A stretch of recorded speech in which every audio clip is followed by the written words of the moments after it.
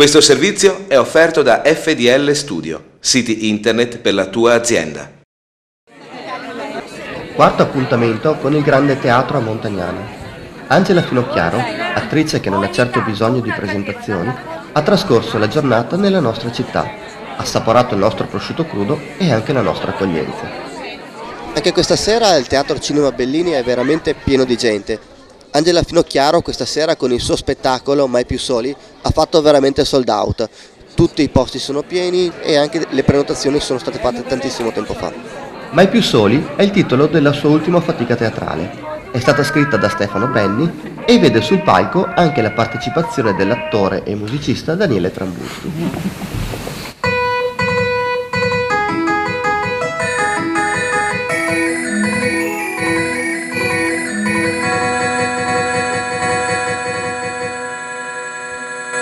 Lo spettacolo alterna momenti di alta comicità a monologhi di tipo più riflessivo, restituendoci scene di straordinaria attualità, nelle quali, a malavoglia, possiamo tutti riconoscerci almeno un po'. Ministri, allora io me ne andai anche da quel vagone, ma nel successivo fui avvolta da una vampata ardente. Infatti qui è saltato l'impianto di condizionamento, Trenitalia si scusa per il dettaglio.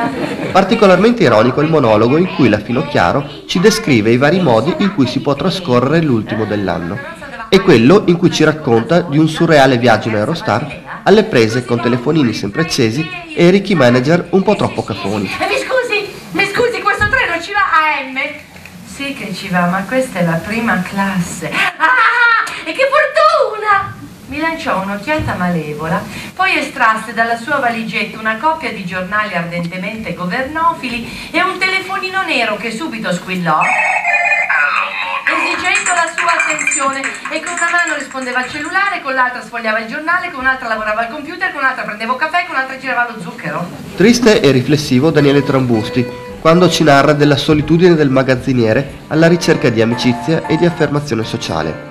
Commovente infine il monologo di Angela e del suo muratore, che proprio non si capacita di essere stato scelto da San Pietro per eseguire dei lavori in paradiso. Una forte denuncia delle troppe morti bianche che rattristano il nostro paese. Tanti e meritati gli applausi al termine dello spettacolo. Peccato solo di non essere riusciti a strappare un'intervista alla Finocchiaro. Ci sarebbe davvero piaciuto avere un suo giudizio sulla nostra città.